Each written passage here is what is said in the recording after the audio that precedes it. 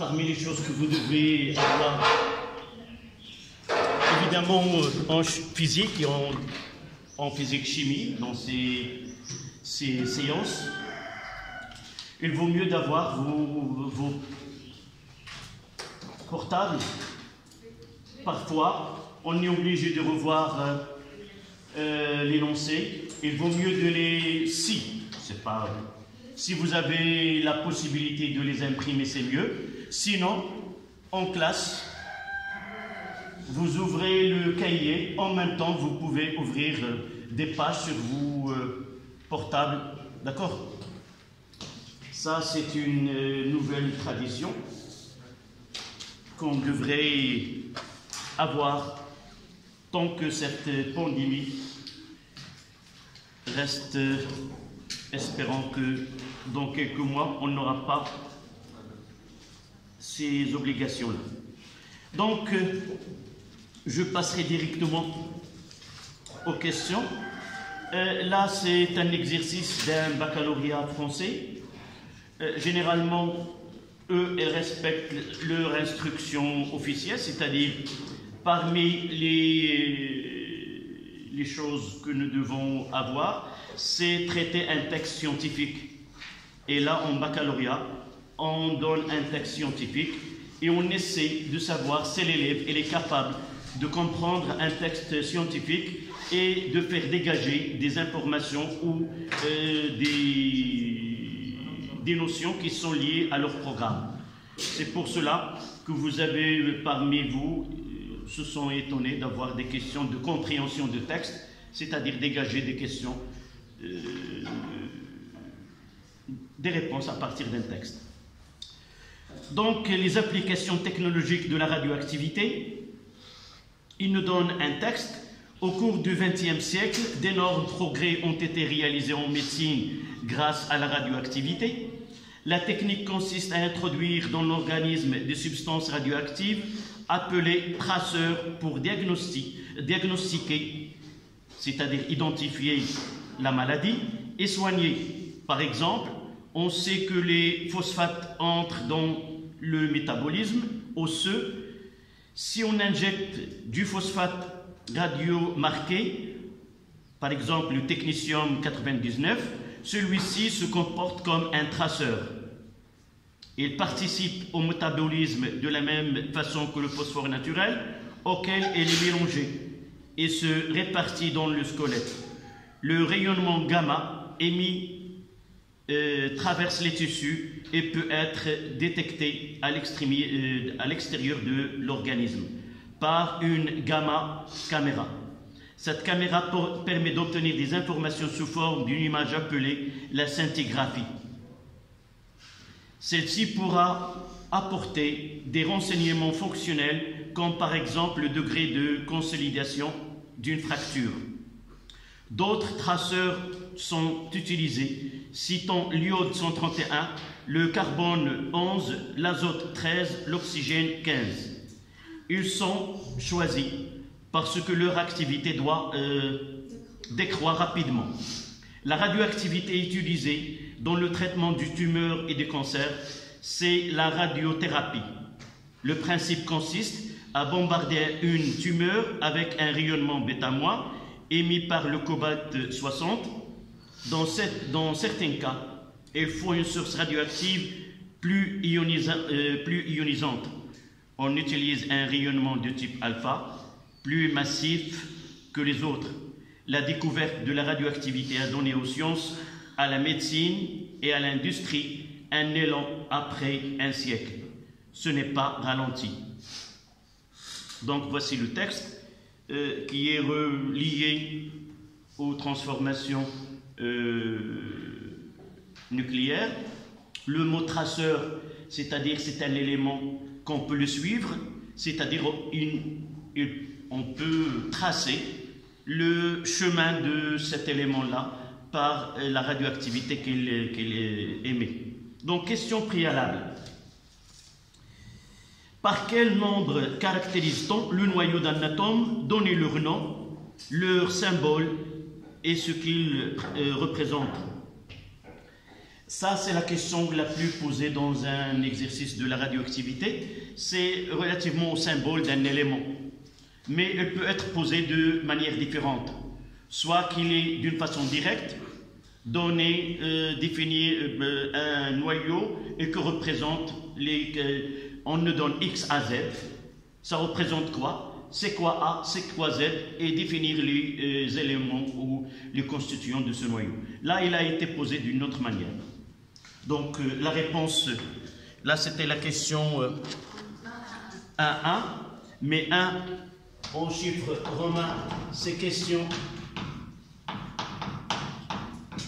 préliminaire, préalable.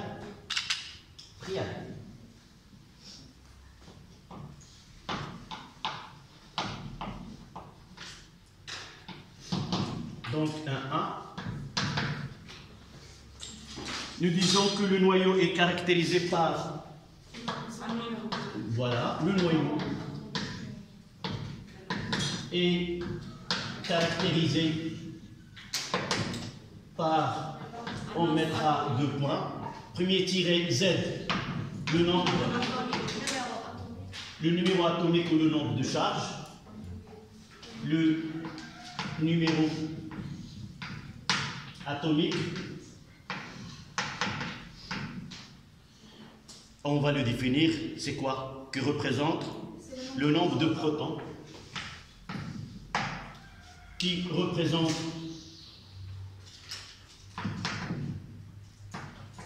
le nombre de protons,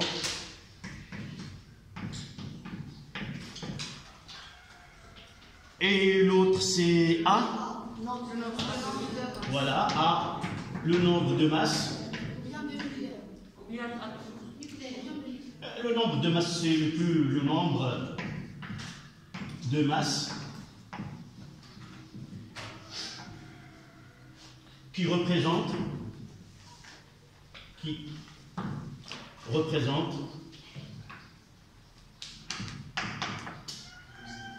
soit qu'on utilise le mot technique, quoi, le nombre de nucléons,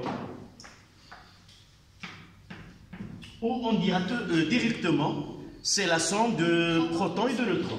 Si on utilise, je préfère bien utiliser représente le nombre de nucléons, ça c'est un terme scientifique qu'on doit le faire apparaître, le nombre du nucléon. Et par la suite, on mettra que A est égal à Z plus N. On mettra N nombre de neutrons.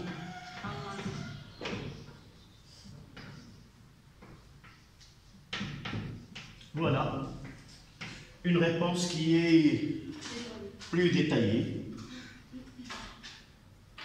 Généralement, si la question dans un tel devoir, 0,25 points, ça, vous devez prendre en considération. Il suffit de faire un petit calcul. Vous avez 3 heures, la durée d'un examen du baccalauréat, et ce 3 heures lui correspond combien? 20 points. Et essayez de faire l'équivalence. Un point ou 0,25, combien de temps qu'il lui correspond? C'est une question de 0,25 qui lui correspond par exemple 2 minutes.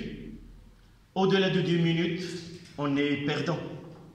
Donc, de là, une fois que j'arrive pas à répondre à une question relativement au temps correspondant, je peux ne pas répondre à d'autres questions qui sont plus simples du fait que je me tarde à répondre à une question. Donc, si je n'arrive pas dans le temps présumé, il faut chercher une autre question parce que chaque minute lui correspond une note bien donnée. À la fin, je peux revenir aux questions qui sont difficiles ou qui ont été difficiles à répondre. Donc, c'est pas difficile, disons, de manière différente de la question. La question a été donnée Oui. Pourquoi?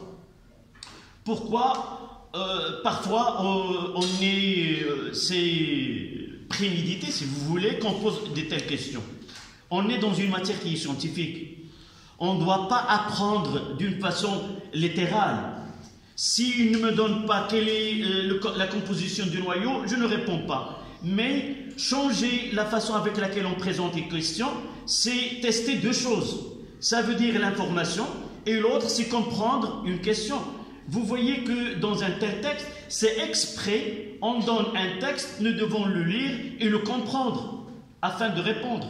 Donc, c'est pour cela, parfois les questions se posent d'une autre manière, afin de bien tester, c'est vraiment, vous avez compris la notion en question, ou uniquement vous avez appris d'une façon non rationnelle ces notions-là.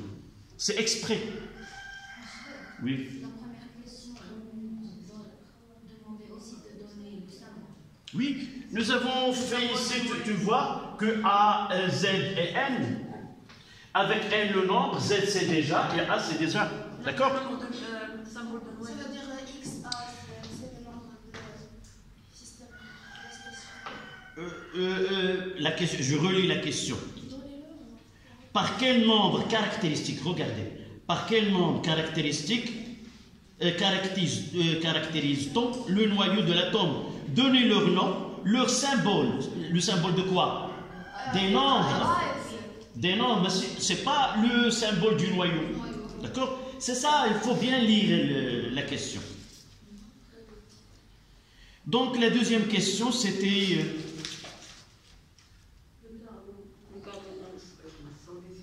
Oui, 1, 2, le carbone 11 et le carbone 12 sont-ils deux isotopes?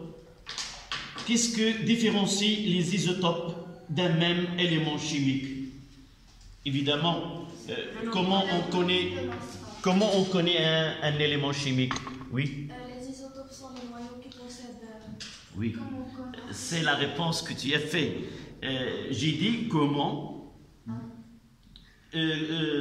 d'après des symboles, des noyaux donnés, comment à partir uniquement de voir ces symboles, dire que celui-là et celui-là et celui-là sont des isotopes, celui-là et celui-là ne sont pas des isotopes. Le même numéro atomique, mais le nombre de masses différent. Ou autre chose, c'est plus simple. C'est le nom. Uniquement, sans penser à lire A ou à lire Z, lorsque je fais C11, C12, C13, il y a toujours le C. Donc un élément chimique, il porte toujours le même nom, la même lettre que le représente dans le tableau périodique, et par la suite, c'est automatiquement, il aura le même Z, mais A différent. Maintenant, on revient à la réponse que tu nous as donnée, c'est de... Les isotopes sont les noyaux qui possèdent le même numéro atomique, mais un nombre de masses différent. C'est très bien. D'abord, mademoiselle, tu as devant toi l'énoncé? Oui. Relis la question. Le carbone 11 et le carbone 12 sont deux isotopes. Oui. Qu'est-ce qui différencie les isotopes d'un même élément chimique?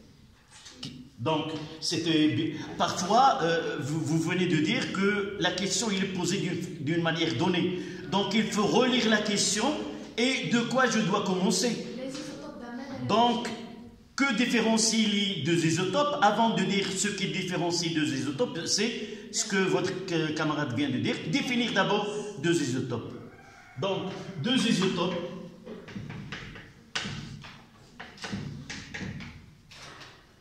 Ont le même Z et diffèrent. Vous voyez que je n'utilise pas le même numéro atomique. Pourquoi? Parce que je viens, dans la question précédente, ils nous ont dit quel est leur symbole. Donc celui qui va corriger la deuxième question, et là déjà, si j'écris Z, il doit... C'est déjà cité. Donc, le même nombre Z, il diffère par A. Et je vais m'expliquer. Entre parenthèses, dire quoi? diffère par n. D'accord? Oui. Diffère avec ENT ici. Il diffère, ce sont deux.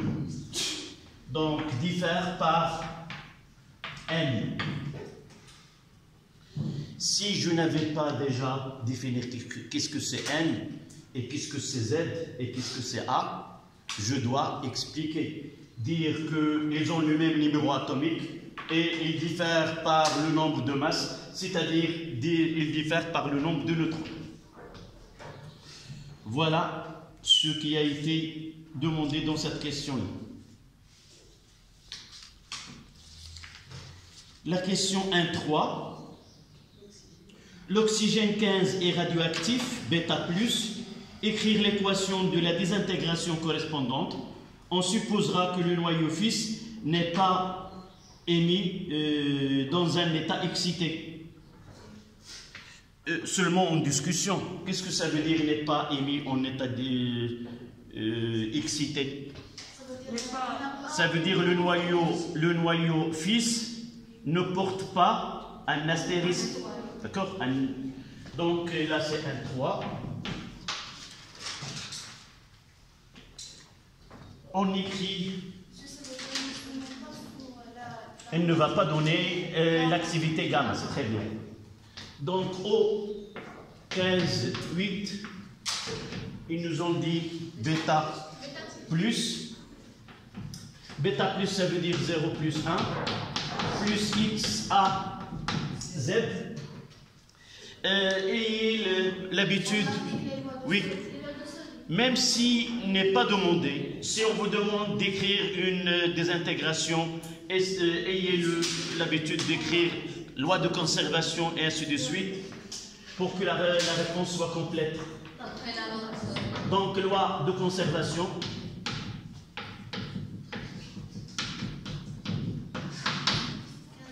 Donc 15 est égal à 0 plus A, ça veut dire que A est égal à 15, et 8 est égal à 1 plus Z, ça veut dire que Z est égal à 7. Oui. Donc d'après les données,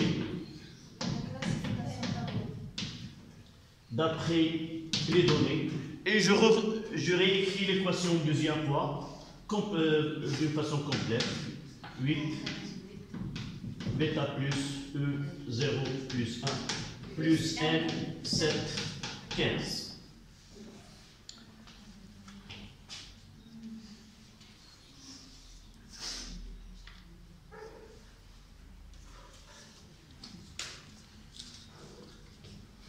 On revient une deuxième fois au texte. C2, à propos de texte.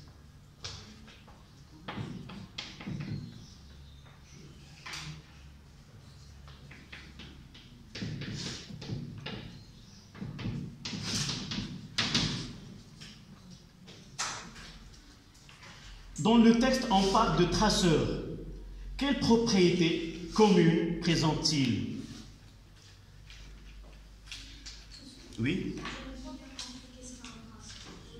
Un traceur, ça, si on veut simplifier le maximum, c'est quoi? Ça vient de verbe quoi? Tracer. Kayersan. Donc, cette craie, je peux le considérer comme un traceur. Qu'est-ce qu'il peut donner, si vous voulez, les positions par lesquelles je me suis déplacé? Donc, un traceur, c'est un élément radioactif. Il peut nous indiquer son passage et les positions dans lesquelles il s'est déplacé dans l'organisme par un moyen. Si tu as bien lu le texte, il donne de la lumière, ce sont des rayonnements gamma, il donne des radiations. Ces radiations, dans le texte, ce sont des radiations gamma. Avec un moyen, un appareil qui est capable de détecter ces radiations. Évidemment, avec l'œil, on peut pas, on ne peut pas détecter ces radiations, mais une caméra qui est spéciale peut être impressionnée par ces rayonnements-là. D'accord? Donc, la réponse c'est quoi? Ce sont des émetteurs de radiation gamma ou de l'activité, selon notre cours, des activités gamma. Oui? Sont des substances radioactives. Oui, c'est de la matière, ce sont des noyaux. Là, c'est un texte scientifique. Et un texte scientifique, généralement, il est écrit par un journaliste qui a, si vous voulez, des connaissances scientifiques. Cette connaissance scientifique n'est pas vraiment un spécialiste de la physique. Il peut être un spécialiste dans le domaine scientifique. Et par la suite, il utilise des termes qui ne sont pas proprement utilisés en physique. Par exemple, on verra, on mettra la dose radioactive. La dose radioactive, c'est un terme qu'on n'a pas utilisé dans le cours. Mais nous avons déjà utilisé l'activité radioactive d'un élément. Donc parfois, des textes scientifiques sont exprimés avec des langages qui sont simples pour que la majorité des gens comprennent de quoi il s'agit. On ne peut pas utiliser des termes scientifiques pour tout le monde. D'accord? Là, si tu veux, d'après les textes d'un site sur Internet, et un site sur Internet, il est fait pour tout le monde. Ce n'est pas pour uniquement des scientifiques. D'accord?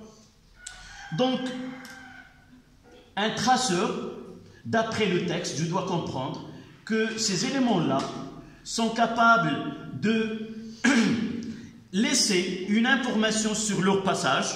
Cette information qui est dégagée entre guillemets et peut être reçue par caméra gamma, et par la suite on l'appelle un traceur. Dans notre programme, dans notre leçon, ça sera uniquement, ce sont des émetteurs de rayonnement gamma. Là, j'ai entendu caméra gamma. Je sais dans le cours que nous avons utilisé des radioactivités gamma, alpha, bêta moins, bêta plus, gamma, caméra gamma, ça veut dire qu'il y a des rayonnements gamma, d'accord? Donc là, on mettra de 1. Ce sont des émetteurs, ce sont des émetteurs de rayonnement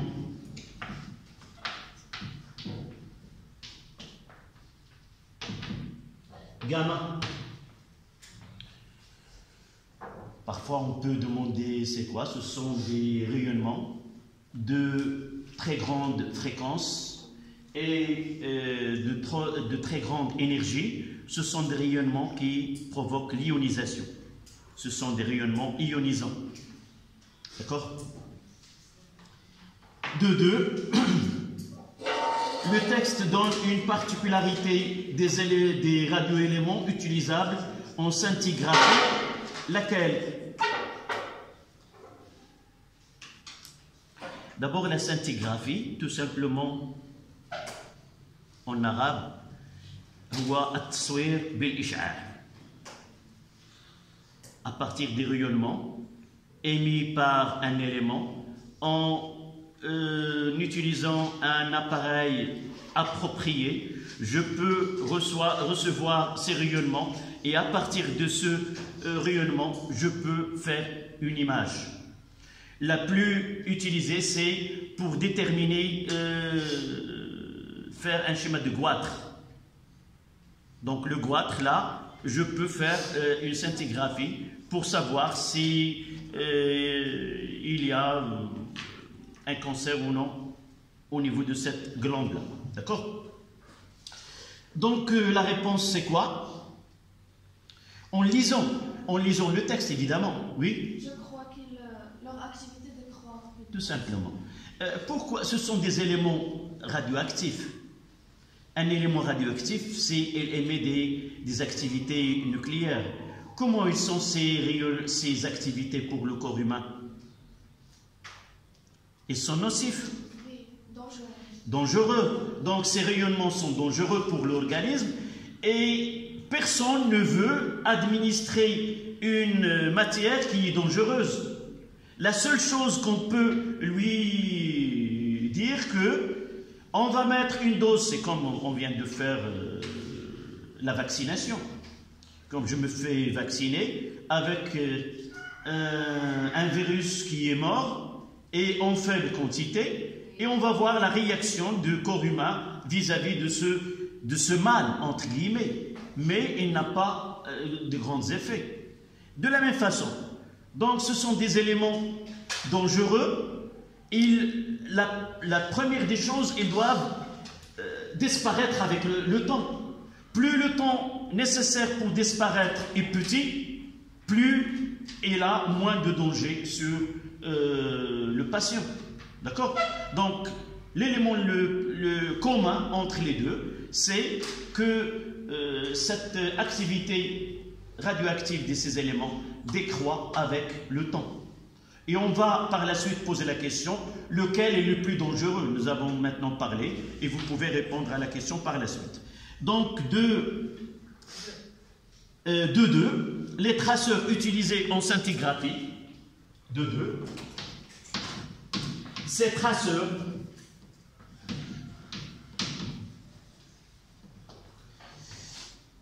traceurs ont une activité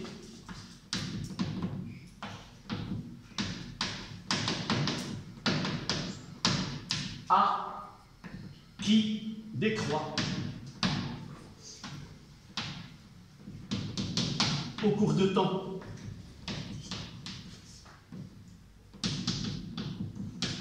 Ou qui décroît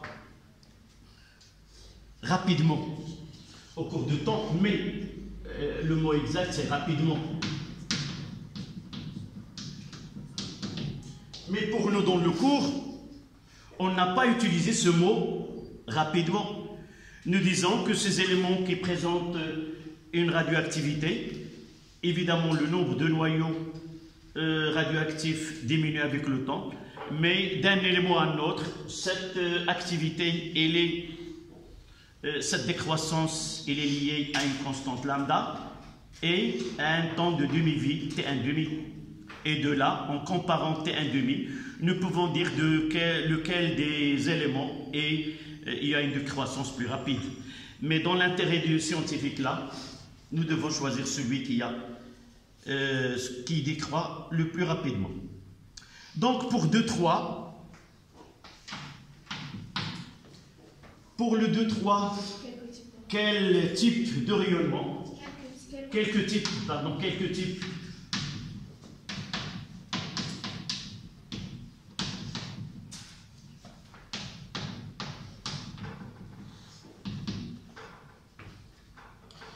Dans le texte, il est question de radioactivité β- et alpha. Donnez le nom et le symbole X à Z de chacune de ces deux particules. β-, oui. Donc, β-,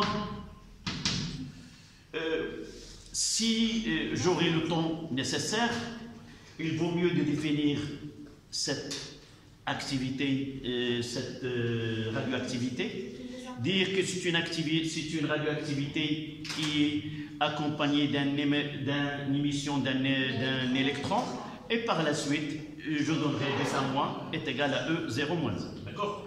Mais ça dépend, j'ai dit c'est 0 - 1, c'est alpha, c'est He 4,2. C'est quoi? Pour être plus, c'est, oui, alpha ou. Là, c'est le noyau d'hélium. La chose que nous n'avons, j'ai parlé de ceci dans le cours, c'est qu'en réalité, nous devons écrire de plus. Ce sont des noyaux et non pas des atomes. L'atome, il est neutre, mais puisqu'on s'intéresse uniquement du noyau, on ne tient pas compte de ça. Mais sans oublier, ce sont des particules chargées positivement et peut être déviées par un champ électrique ou par un champ magnétique. Évidemment, nous l'avons détecté pour la première fois. Comment nous avons su? Vous savez que on a ce type d'activité sans connaître c'est quoi en réalité. Et nous l'avons nommé alpha, l'autre bêta moins, bêta plus. Et c'est juste après que nous avons su qu'il s'agit bien de le noyau d'hélium. Donc, la détection de ces particules, c'est dans un champ électrique ou dans un champ magnétique que nous avons su qu'il s'agit bien des noyaux, c'est-à-dire des particules chargées positivement. Donc ça, c'était le 2,3,1 est accompagné par l'émission des électrons, tandis que la radioactivité, c'est ça ce que j'ai dit, il vaut mieux de justifier ou de dire que bêta- est accompagné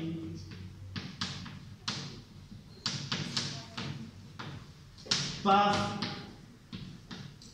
émission des électrons. Et là,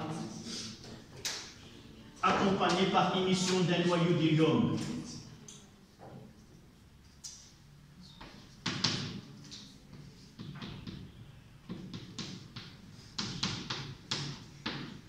Accompagné par émission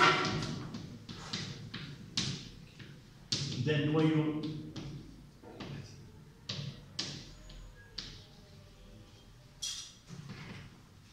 de HE. Et lorsque je dis d'un noyau d'hélium, ça veut dire que je ne parle pas des électrons.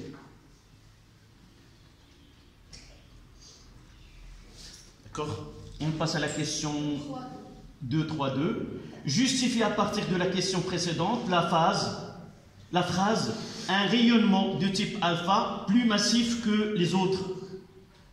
Oui? Comme on utilise la radioactivité alpha quand le nombre de masse A est supérieur à 200. Ça veut dire que le nombre de masse est plus... On relit la question. La réponse moitié juste, mais ta réponse correspond à une autre question. Quels sont les noyaux radioactifs qui peuvent donner une activité alpha? Et là, je dirais, tous les noyaux qui ont une masse A supérieure à 200, des noyaux présentent une radioactivité alpha. Mais là, dans le texte, ces questions sont relativement au texte, je dois revenir. Le noyau... Oui. Un rayonnement de type alpha est plus massif que les autres. Les autres. La question était les autres, mais tu dois les citer. Quels sont ces autres? Donc je dois parler de bêta moins, bêta plus et de gamma. Car le noyau HE a une énergie du boson par neutrino plus grande que les autres, un autre atomique plus grand que... Oui. Écoute, la réponse elle est acceptable, mais je dois répondre de telle façon à faire apparaître la question. Plus massif ou plus massive, ça veut dire quoi? Je peux, le seul critère que je dois utiliser dans la justification, c'est le nombre de masse A, ou la masse de ces particules qui accompagnent cette radioactivité. Là, c'est un bêta-, c'est la masse d'un électron. Alpha, c'est 4, c'est 2 protons et 2 neutrons. Tout simplement en comparant que la masse du noyau d'hélium est supérieure à la masse d'un électron ou la masse d'un positron. Mais gamma n'a pas de masse, ce sont des rayonnements électromagnétiques. D'accord? Donc, vous notez. Un noyau d'hélium He4,2. Un noyau d'hélium 4,2 He a une masse beaucoup plus grande que celle d'un électron, a une masse beaucoup plus grande que celle d'un électron, entre parenthèses bêta-, ou d'un positron, entre parenthèses bêta plus. La masse du noyau d'hélium He4,2 est plus grande que la masse, que celle d'un électron, entre parenthèses bêta moins, ou celle d'un positron bêta plus.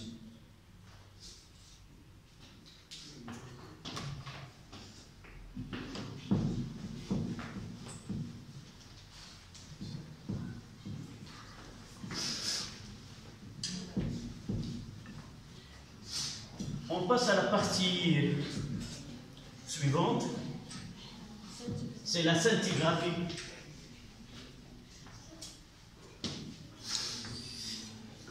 Oui. J'entends pas clairement. Ah oui, plus grande que la masse d'un électron, entre parenthèses bêta moins, ou d'un positron, entre parenthèses bêta plus. J'ai dit je donnerai la réponse, vous la trouvez sous forme d'un PDF dans votre groupe. Scintigraphie. Donc ils nous ont donné un tableau, un traceur de demi-vie égale à 8 jours, c'est l'iode 131. Au-dessous, un autre traceur de demi-vie égale à 80 jours. Ils nous ont donné l'activité A0 en becquerel au moment de l'injection et l'activité 400 jours après en becquerel après l'injection. Donc pour l'iode 131, l'activité c'est 2 10 à la puissance 5.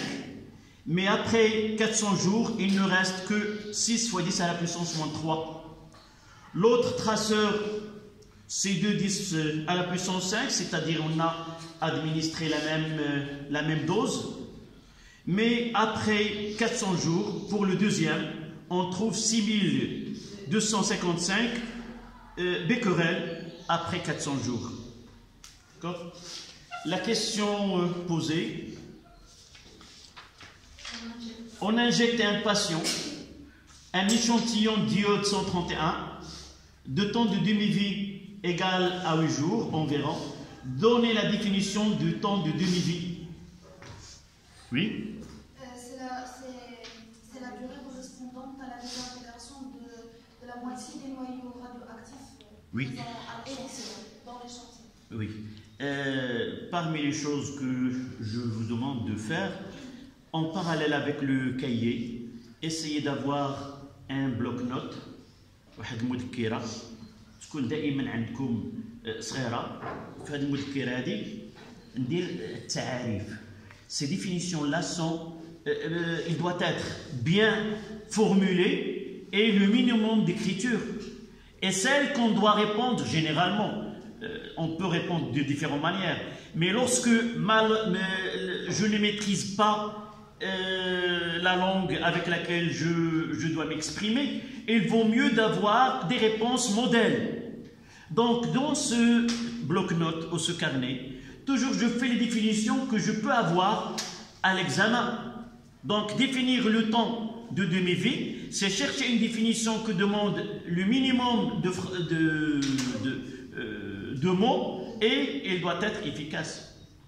D'accord? Donc là, le temps de demi-vie, c'est le temps nécessaire pour que la moitié de l'échantillon initial soit désintégrée. D'accord? Donc là, c'est 3. Le titre, c'était la scintigraphie. Et ceci en chimie, en physique. Et chaque fois, quelle est l'utilité de ce carnet? Chaque fois où je me trouve dans une situation où je n'ai rien à faire, par exemple, au revenant à la maison, soit en bus, soit avec mes parents dans la voiture, pour ne pas perdre ce temps, j'ouvre ce carnet et je relis, tout simplement. J'essaie de relire ces définitions-là. Avec le temps, toujours ils sont, surtout à la fin de l'année, les définitions du premier semestre, on peut les oublier. D'accord? Donc j'ai dit cette réponse-là.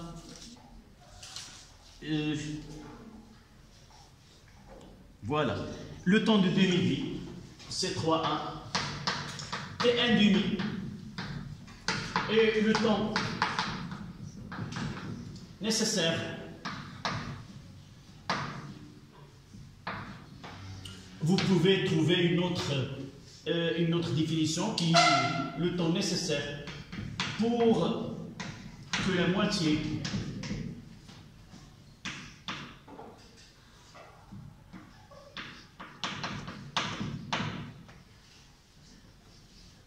de nombre de noyaux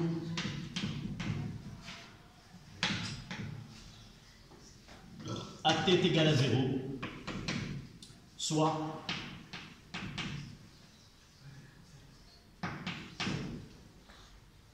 soit désintégré.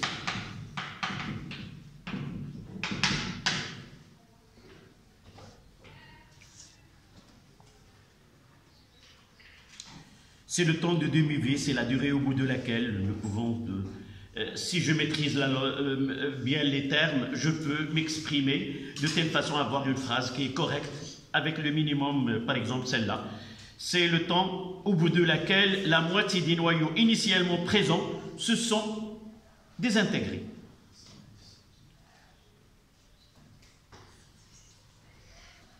La question 3.2. En vous aidant du tableau ci-dessous, justifiez le choix de l'iode 131 en scintigraphie. Oui? C'est parce que l'activité après 400 jours de l'injection est presque nulle par rapport aux autres traces. Oui, mais il faut ajouter, la réponse elle est acceptable. Donnez-moi un indice sur laquelle tu as choisi celle qui est la plus petite. Généralement, parfois, nous avons parlé de temps de demi-vie ou le temps de demi-réaction.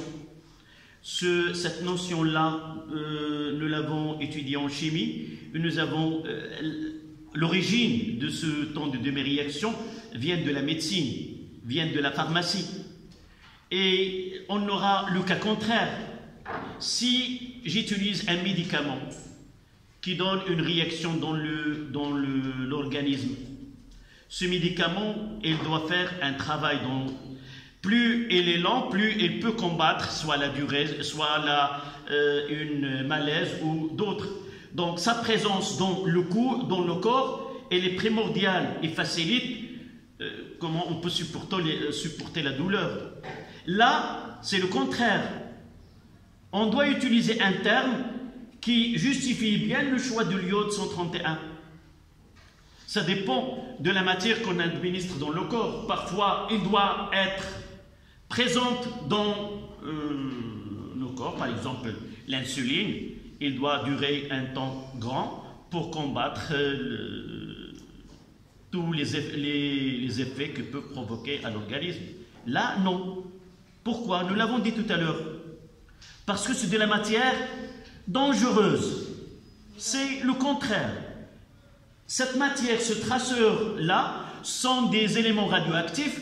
Tant qu'ils sont présents dans le corps, il y a du danger. Ce sont de la matière. Nous avons dit s'ils donnent des rayonnements gamma, ces rayonnements gamma sont capables de même atteindre les cellules et même dans l'acide, l'ADN, et même changer la combinaison dans ces... Donc, ta réponse, tu la complètes maintenant. C'est parce que l'activité après 400 jours de l'injection est presque nulle par rapport aux autres traceurs, parce que ces derniers... Parce que c'est une matière qui est dangereuse. D'accord. On va commencer par la justification. Puisque ces traceurs sont dangereuses à la santé, l'iode 131 est moins dangereux. Donc vous notez, puisque ces traceurs ont une activité radioactive dangereuse sur le corps humain, puisque ces traceurs sont des éléments radioactifs dangereux sur le corps humain. Et nous avons déjà utilisé une phrase rapidement. Nous avons déjà utilisé ce terme rapidement. Plus sa désintégration est rapide,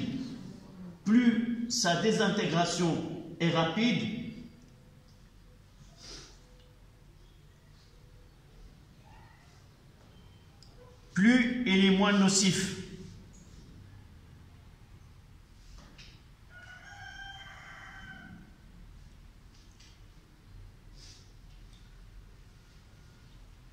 D'accord? Et on répond à cette question. Donc, l'iode 131.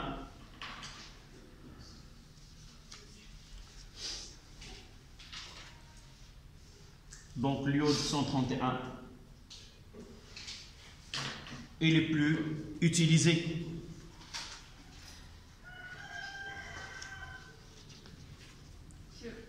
Oui. On ne peut, évidemment, pour comparer deux traceurs, on doit avoir la même activité au début. On ne peut pas comparer deux traceurs avec une activité A0 différente.